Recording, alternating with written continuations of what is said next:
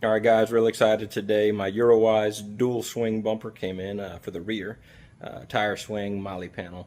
But we're going to do the install today, and I'm going to try to do a quick video showing the bolts and stuff we got to remove to take this bumper cover off.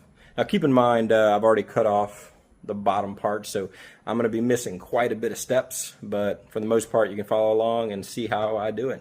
Alright, so normally this will come all the way down here and you got some screws you need to remove, but coming up here you can kind of see you got a couple screws that are going to hold this little cover on to where you can kind of pull this back and get to the screws that hold this bumper cover on. So let's see how many we have back behind here.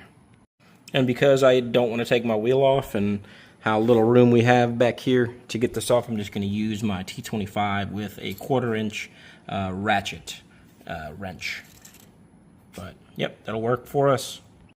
Alright, so once you pull the two little screws here, and then whatever screws down here in the bottom, there'll also be one down here that you need to remove. You can kind of pull back on this thing. It comes off really easy.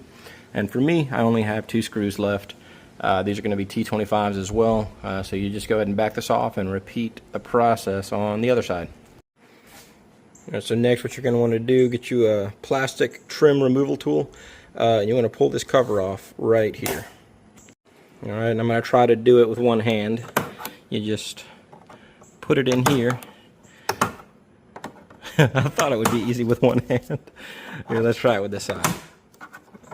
It came off so much easier with 2 hands. But yeah, once you get this off, you'll have access to 2 bolts here, and I believe these are T30s. And I'm using a small little ratchet with a 1/4 inch long socket just to be able to reach these a little easier. Alright, so yeah, pretty simple. You have to take out the 2 T30s here, and the light will pull out pretty easy. On the back side, you're going to have a plug with like a little button you can just push, and it'll come right out. And as far as I can tell, we just have one T25 right here, and we got to let that one go. Same for the other side, but I haven't done it yet.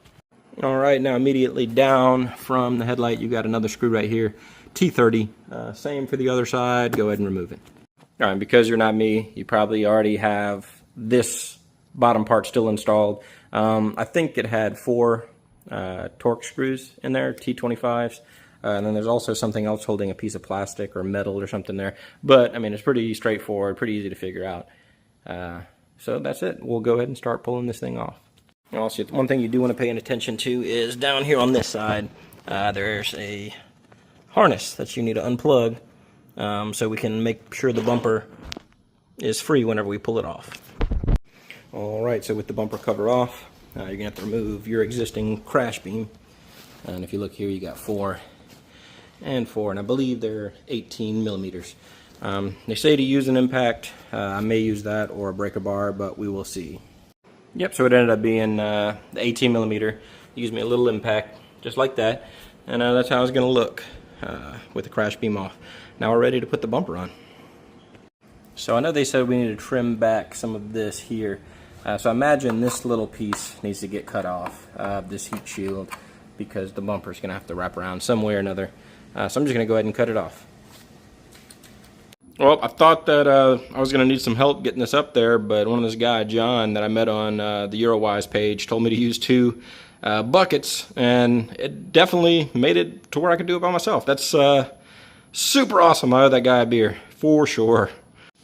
Alright, not to bore you with the details, just pretty much do everything in reverse, and your bumper cover should fit perfectly. Now all we got to do is take the packing off of the 2 little splines there, and we'll put the swing arms on. Alright, so yeah, the swing arm just sits onto the spline there. There's going to be a ball bearing inside, and then the castle nut just sits on top. And I assume I got it tight enough. I might try to tighten it a little bit more, but you just make sure you want to line that up so you can put the pin in and make sure it doesn't back out. Alright. Now we big tire kind of blocking the license plate relocation, but man, it looks awesome. Side exit exhaust cleared.